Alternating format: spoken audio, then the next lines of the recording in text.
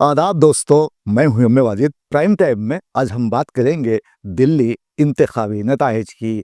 देखा जाए तो दिल्ली में इंतखाबी नताइज का मंजर आम पर आना ये साबित करता है कि एग्जिट पोल्स जो आए वो निशाने पर बैठे। ताहम मोदी ने दिल्ली को फतेह कर लिया है। ऐसे में बीजेपी 48 सीटों पर कामयाबी हासिल कर चुकी है, जबकि आम आदमी पार्टी 22 सीटों पर महदूद होकर रह गई। वहीं मजलिस इत्तेहादुल मुस्लिमीन ने अपना खाता नहीं खोला, तो फिर आज़ाद उम्मीदवारों की यहाँ जमानत जब्त हो गई।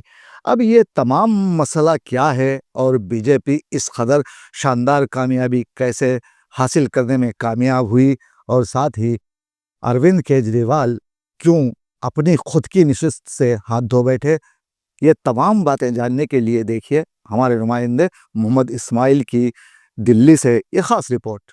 दिल्ली में इंतखाबी नताइज का ऐलान हो गया है। अभी फाइनल राउंड बाकी है। अब इसका इंतज़ार कौन करे। दुनिया जानती है कि इस मर्तबा बीजेपी दिल्ली जीत लेगी, लेकिन नताइज का जैसे जैसे ऐलान हो रहा है, ऐसे में तमाम जमातों के हेवी वेट्स लगोट मजीद कसकर मैदान में आ चुके हैं। हर एक को अपनी लगोट बचाने से ज्यादा हरीफ की लगोट उतारने की ख्वाहिश से भी पंजा आजमाई करनी पड़ रही है। दिल्ली के इंतखाबी नताइज ने एक नई दुनिया को जन्म दिया है।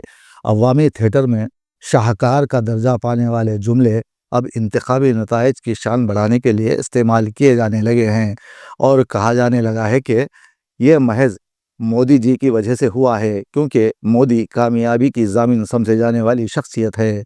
इंतखाबी हरीफ थिएटर के फनकारों में तब्दील हो चुके हैं।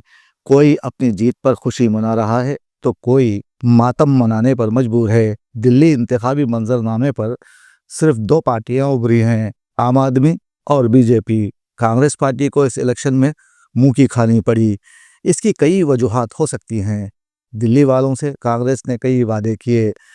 दिल्ली वालों को खबर होगी कि रियासत तेलंगाना में क्या हो रहा है। यहाँ किए गए 6 वादे अभी तक पूरे नहीं हुए और 1 साल से ज़्यादा का अरसा गुजर चुका। ताहम लोगों ने सोचा होगा कि वादों पर भरोसा क्या करना, वादों पर वोट देना ठीक नहीं, इसलिए कांग्रेस दिल्ली में पिट गई। हम सब यहाँ एक दूसरे का अक्स ही तो हैं। जैसे हम हैं वैसे दूसरे हैं, जैसे वो हैं वैसे हम हैं।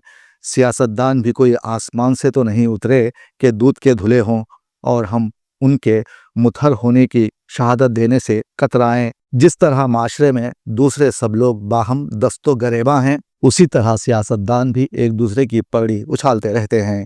ये बात अलग है कि यहाँ अवाम जिसे चाहती है वोट उसी को मिलते हैं। आपको पता होना चाहिए कि अगले वक्तों के सियासतदान बहुत सादा लोग हुआ करते थे। एक दूसरे को मंशूर की बुनियाद पर निशाना बनाया करते थे। कोताह बीनी का वो ज़माना कब का वाह हो चुका है। अब मंशूर का रोना नहीं रोया जाता और वादे किए जाते हैं जो कभी पूरे नहीं किए जाते। बहरहाल वादों का सिलसिला जारी है। किसानों की फलाह और बहबूद, गरीबों को अमीर बनाने के वादे हो रहे हैं, लेकिन देखा जाए तो हर हुकूमत ने यहाँ गरीबों को ही ख़त्म करने का काम किया है। ये भी हकीकत है कि हिंदुस्तान की राजधानी दिल्ली में ज़ात पात के किरदार सियासत में हमेशा जारी रहे हैं, और जब कभी इसका असर कम हुआ तो मान लिया गया कि अब इसके दिन लद गए हैं और मामलात इत्तेहाद और तरक्की की बुनियाद पर तय होंगे। लेकिन केजरीवाल भी दिल्ली को संभालने में नाकाम हो गए। वो हमेशा शिकायत करते रहे कि उन्हें यहाँ काम करने का मौका नहीं दिया जा रहा। खैर, वो जेल गए, वापस आए, अपने ओहदे से मुस्तफ़ी हुए, और अब अपने ही हल्के से उन्हें शिकस्त का सामना करना पड़ा। शराब घोटाले में वो काफ़ी ख्वार हुए। उसके बाद शीश महल उनकी ज़िंदगी के लिए अजाब बन गया। बीजेपी ने केजरीवाल को जलील और ख्वार करने का कोई मौका हाथ से जाने ना दिया। दरअसल केजरीवाल सियासी मैदान में कूद पड़े हैं। उन्हें सियासी उमूर का खासा तजुर्बा नहीं है। वो हूबहू मोदी की दूसरी शक्ल हैं। दिल में हिंदुत्व के नज़रिए को लिए चलते हैं और ज़बान से कुछ और ही कहते हैं। ताहम उनकी करारी शिकस्त के बाद लोगों ने कई सालों के बाद अन्ना हज़ारे को देखा, जो प्रेस से मुखातिब होकर कह रहे हैं शराब घोटाले और पैसे की हवस केजरीवाल को ले डूबी। मैं पहले से बताता कि चुनाव लड़ते समय उम्मीदवार का आचार शुद्ध होना, विचार शुद्ध होना, जीवन निष्कलंक होना, जीवन में त्याग होना और अपने अपमान करने की शक्ति होना, ये गुण अगर उम्मीदवार में है तो मतदारों को विश्वास आता है ये हमारे लिए कुछ करने वाला है।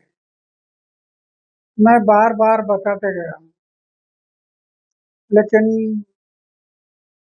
उनके दिमाग में नहीं आया और आखिर शराब के बारे में उन्होंने एक मुद्दा उठाया कि शराब की दुकान, उसमें शराब की बात क्यों आ गई? पैसा, धन और दौलत। मौजूदा इंतखाबी नताइज में बीजेपी ने शानदार कामयाबी हासिल कर ली। ज़ात पात छूत छात के जरिए मुनाफिरत को फ़रोग़ देने वाली बीजेपी को कामयाबी ज़रूर मिली है, क्योंकि इस बार भी आधे से ज़्यादा अफराद ज़ात पात की बुनियाद पर ही जीते हैं और लगभग एक चौथाई फ़िरका वारियत की बुनियाद पर फतेह याब हुए हैं। बाकी जीतने वाले तरक्की, इनफरादी शख्सियत और दीगर वजूहात की बिना पर मुंतखब हुए हैं।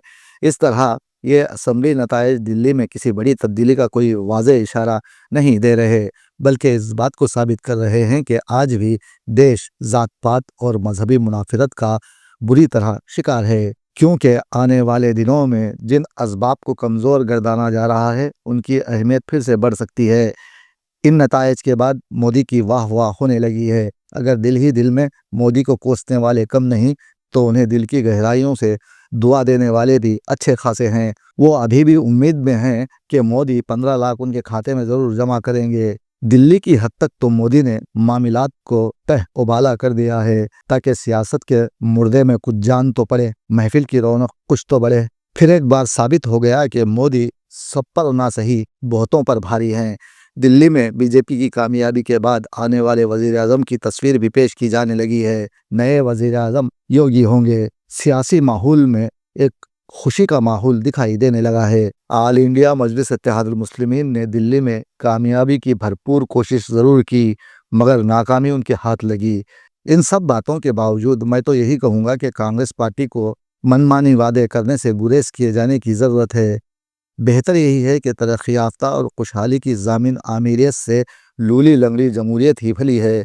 लिहाजा आफियत इसी में है कि इंतखाबी नताइज तस्लीम करते हुए मोदी जी को उनके भारी मैंडेट की मुबारकबाद दी जाए। मुबारक हो मोदी जी। लेकिन यहाँ कहना यही है कि देश की बागडोर आपके हाथ में है। यहाँ अक़लियतों की अपनी ज़रूरियात हैं, उन्हें भी तरक्की करने का पैदाइशी हक़ हासिल है। उनके बजट में कटौती के बजाय इजाफ़ा किया जाए, वरना आपको तारीख़ में अक़लियत दुश्मन वज़ीर आज़म कहा जाएगा, याद रखिए। आज दिल्ली के चुनाव के नतीजे आए हैं और जनता का जो भी निर्णय है, जनता का जो भी फैसला है, उसे हम पूरी विनम्रता के साथ स्वीकार करते हैं।